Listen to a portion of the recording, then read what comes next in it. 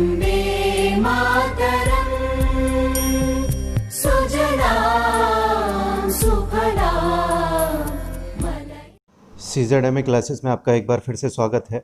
आज हम लोग जीव विज्ञान का भाग नंबर 25वां करने जा रहे हैं। इसमें आज हम चर्चा करेंगे कोशिका की। तो आज देख लेते हैं कोशिका को। कोशिका, सेल। तो सबसे ज़रूरी बात है कि कोशिका की अगर बात करें तो कोशिका शब्द कहाँ से आया और इसका अर्थ क्या है।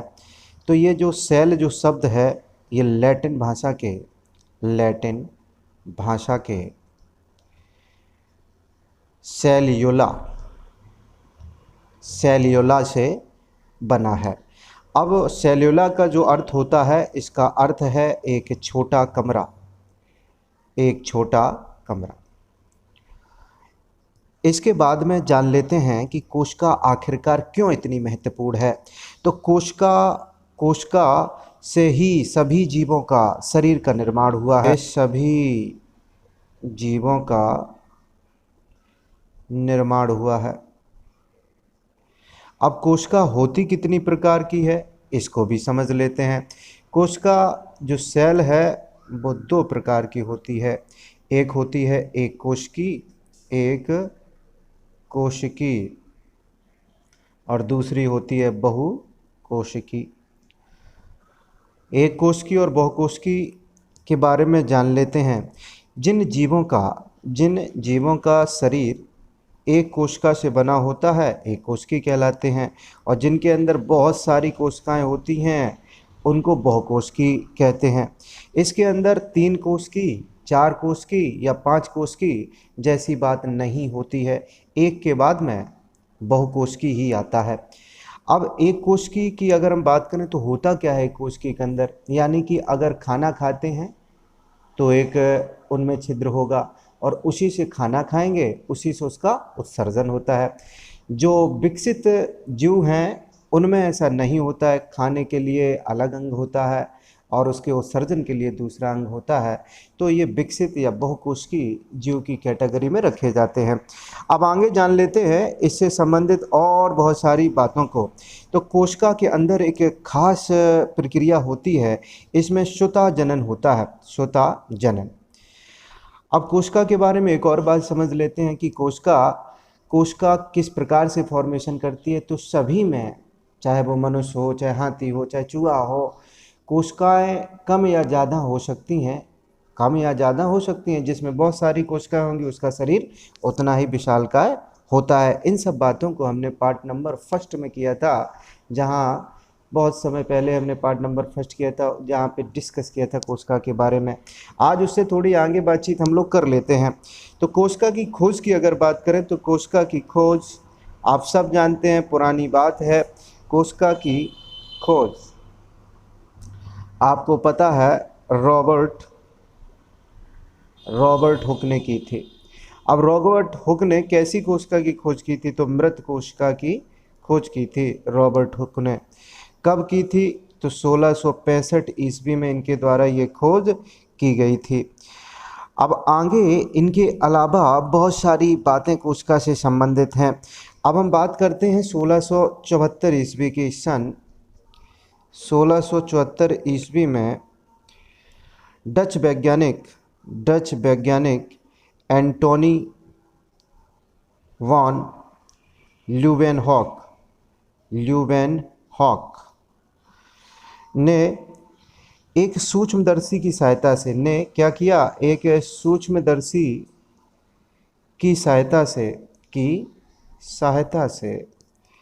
क्या किया इन्होंने? जल में जीवित कोशिकाओं की खोज की।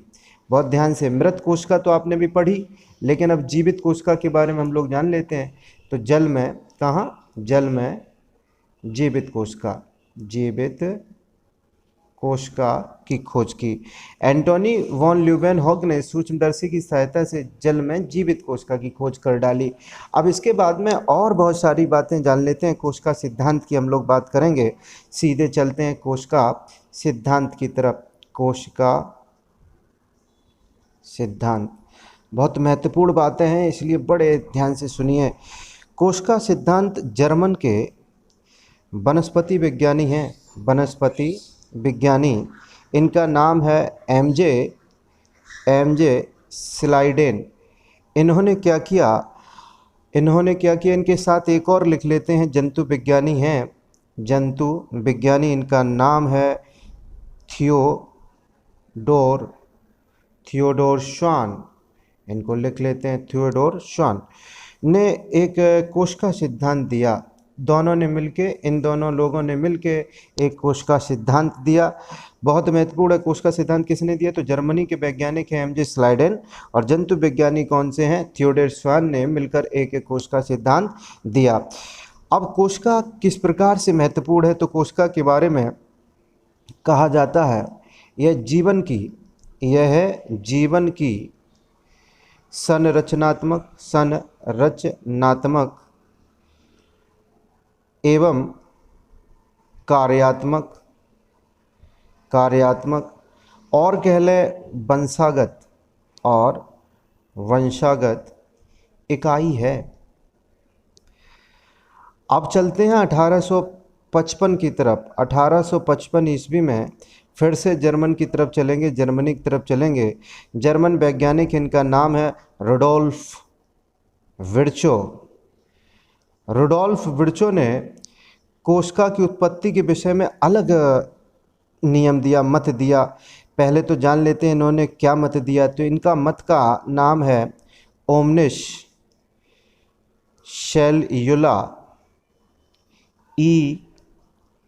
सेल्यूला। अब इसका मतलब क्या है? इस प्रकार की बात जो लिखी है ओमनिस सेल्यूला, इसका मतलब है सभी कोशिकाएं पूर्व निर्मित कोशिकाओं से ही बनी हैं। तो इसका मतलब क्या हुआ? इसका मतलब ये हुआ कि रुडोल्फ विर्चो ने इनसे थोड़ी सी बात हटकर कही, और इसके बाद में चलते हैं आगे। अब हम जान लेते हैं कि कोशिका सिद्धांत के अपवाद क्या हैं। तो कोशिका सिद्धांत के अपवाद, यहाँ कुछ अपवाद भी हैं। एक एक अपवाद के बारे में बिल्कुल डिटेल में चर्चा करेंगे। तो पहले अपवाद को हम लोग लिख लेते हैं विषाणु के बारे में जो बहुत महत्वपूर्ण बातें हैं उन सभी की हम चर्चा यहाँ पे करेंगे। तो आप जानते हैं विषाणु जो है सजीव एवं निर्जीव के बीच की कड़ी है। सजीव एवं निर्जीव के बीच की कड़ी कौन है? तो आप जान गए कि विषाणु है। विषाणु जो होता है, पहला पॉइंट ये हो गया। दूसरे पॉइंट की तरफ चलते हैं। विषाणु जो है संक्रामक परजीवी है। संक्रामक परजीवी है, पैरासाइट है। इसके अलावा इसमें जो महत्वपूर्ण बात है, ये बहुत महत्वपूर्ण बात है, ये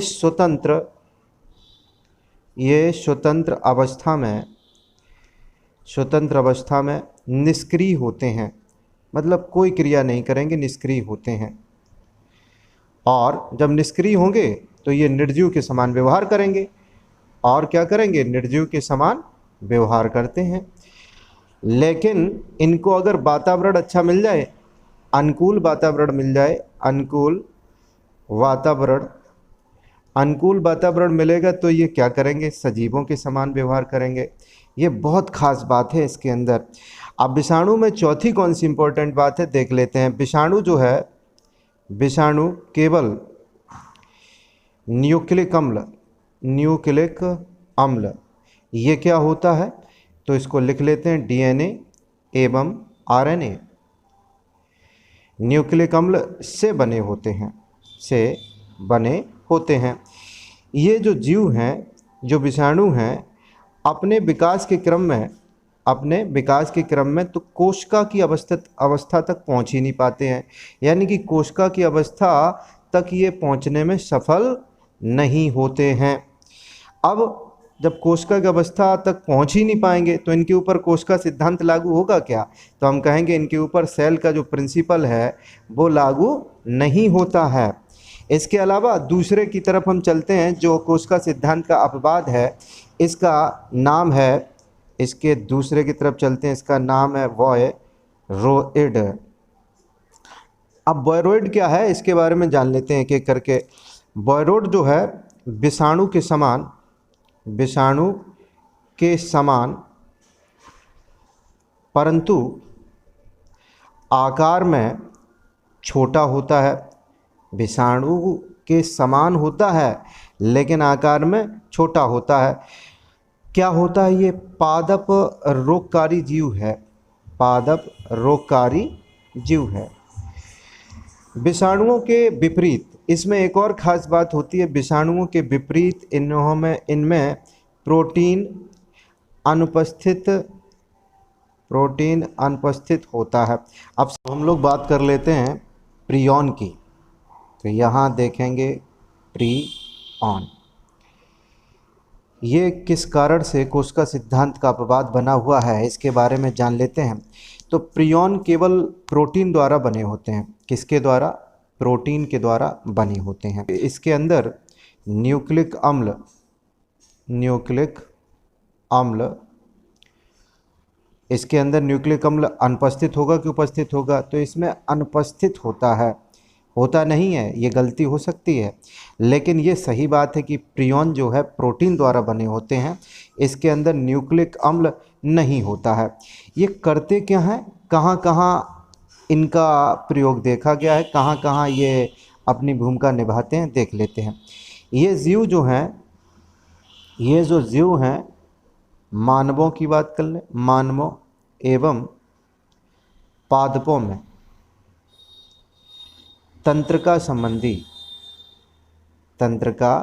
संबंधी रोग जो हैं, रोग उनको उत्पन्न कर सकते हैं, तंत्रिका संबंधी रोगों को उत्पन्न कर सकते हैं। और इनकी जो संरचना होती है वो कोशिका से बहुत छोटी होती है, बहुत छोटी होती है। जब छोटी होगी तो कोशिका के स्तर तक ये पहुंच नहीं पाएगी, यानी कोशिका एक पूर्ण तरीके से बन नहीं पाएगी। यही कारण है कि यह कोशिका सिद्धांत का क्या पालन नहीं करती है। अब इसके बाद में चलते हैं आरबीसी की तरफ, यानी कि बात करेंगे लाल रुधिर कणिकाओं की। इनको आप सब जानते हैं, आरबीसी के नाम से भी जाना जाता है।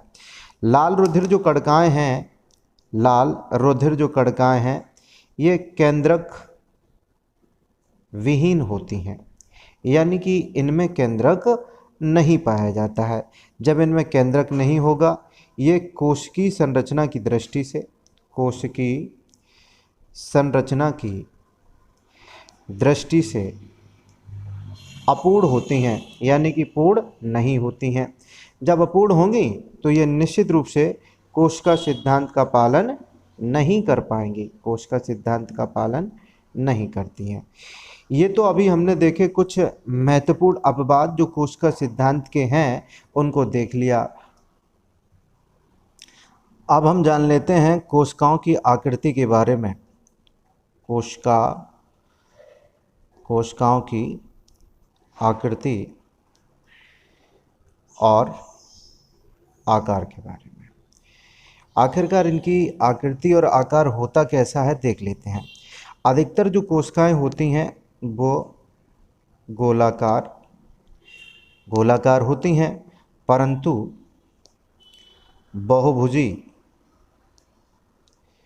और कुछ घनाकार होती हैं। बहुभुजी होंगी, घनाकार हो सकती हैं, स्तंभाकार भी होती हैं, स्तंभ के आकार की होती हैं, उभयतल भी होती हैं, उभयतल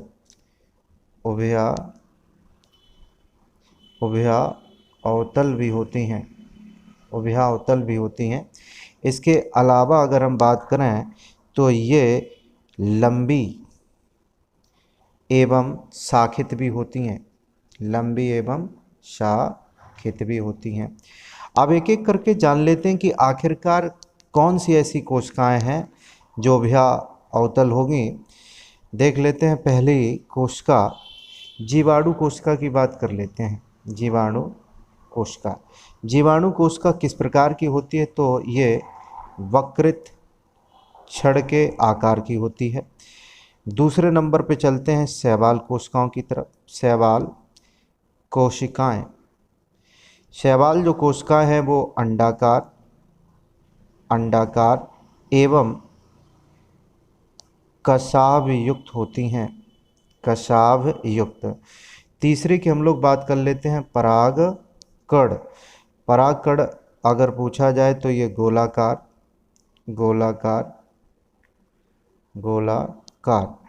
और कांटेदार, गोलाकार और कैसा? कांटेदार। अब इसके बाद में हम लोग चलते हैं तंत्रिका कोशिका की तरफ। तो ये चौथा रहा तंत्रिका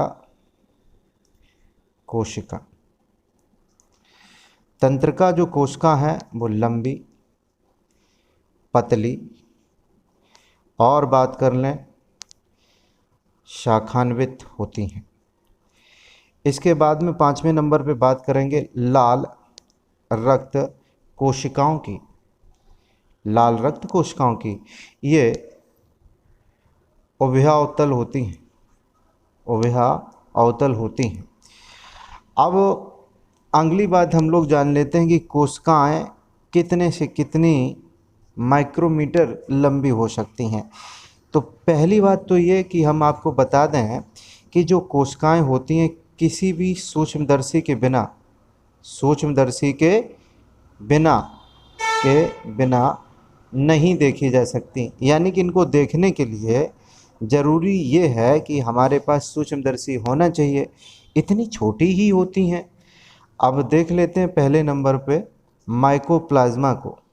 माइकोप्लाज्मा जो जीवाणु है, इसकी जो कोशिका है वो 0.1 माइक्रोमीटर कह लें या फिर 0.001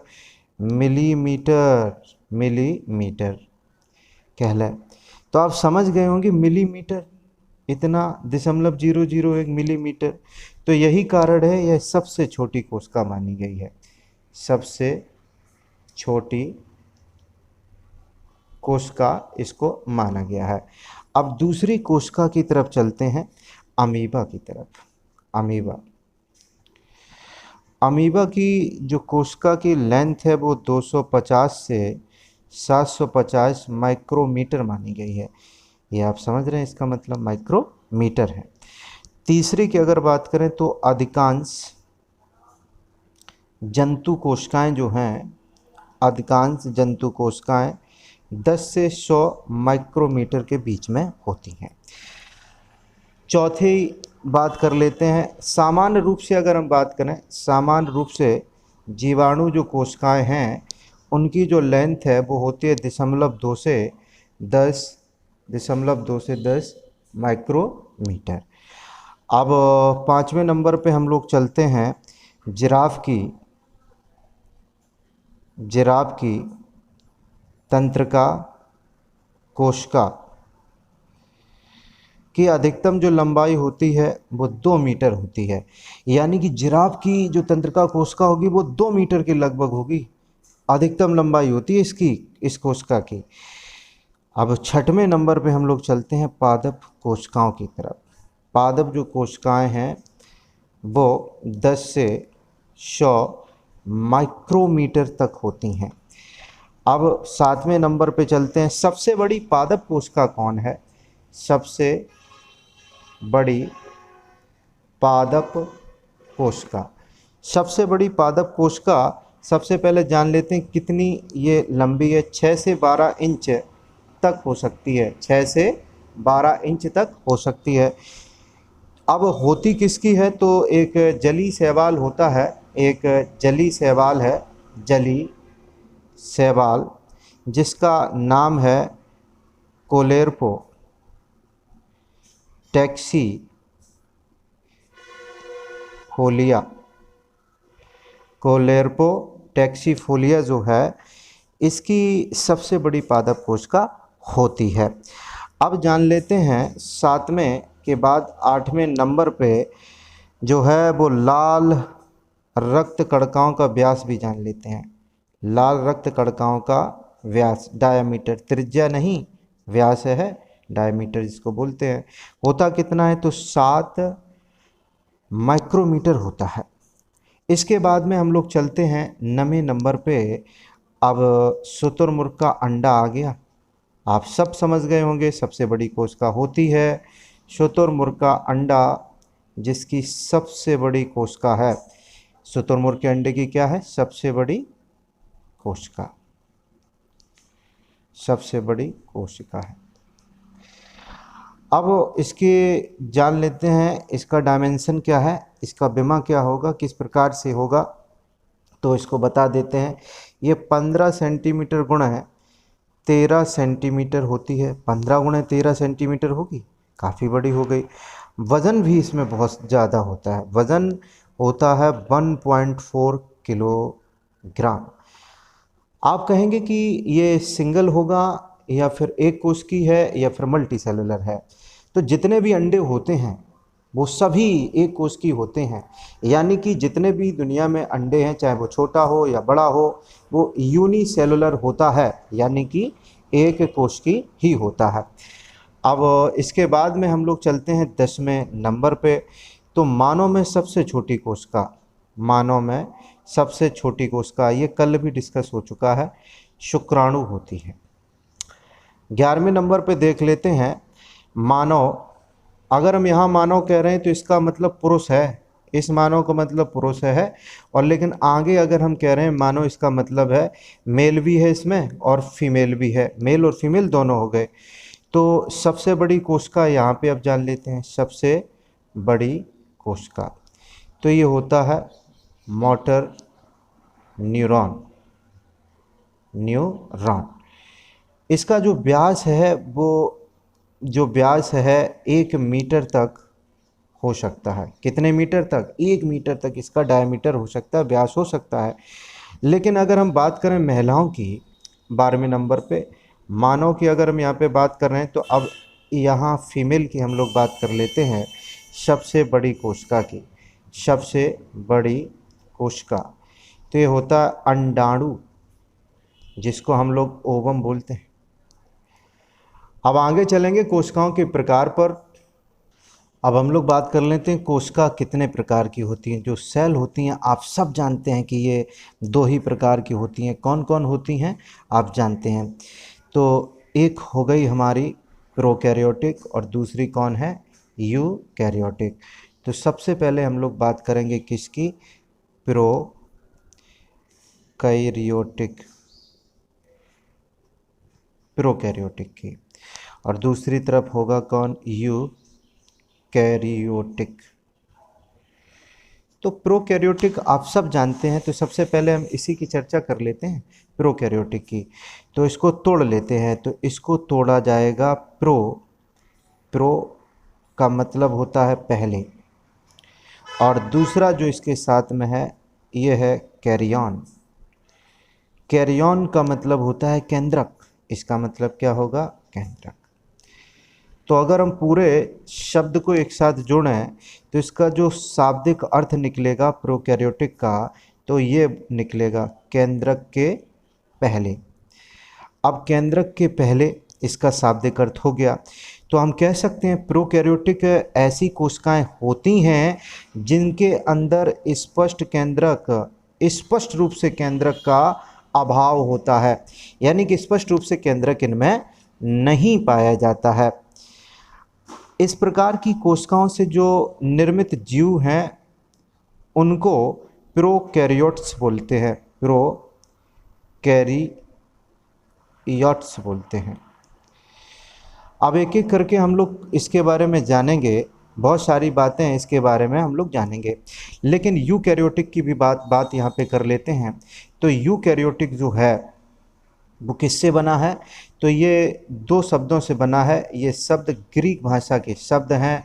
तो पहला हमने लिख दिया यू, इसका मतलब होता है वेल डेवलप्ड, वेल डेवलप्ड यानी कि अच्छी तरीक़ा से विकसित। ये विकसित हो गया, इसका मतलब विकसित। और दूसरा जो शब्द है इसका मतलब है कैरियन। कैरियन, तो कैरियन का मतलब हम आप सब जानते हैं केंद्रक होता है, अभी जाना था। तो इसका जो मतलब हो गया, अगर हम दोनों बातों को मिला दें, इसका मतलब क्या हो गया? इसका मतलब हो गया सुविकसित केंद्रक, यानी कि ऐसी कोशिकाएं जिनका केंद्रक बिल्कुल अच्छे तरीक़ा से विकसित है, पूरी तरीक़ा से विकसित है, वो यूकैरियोटिक में आएंगे।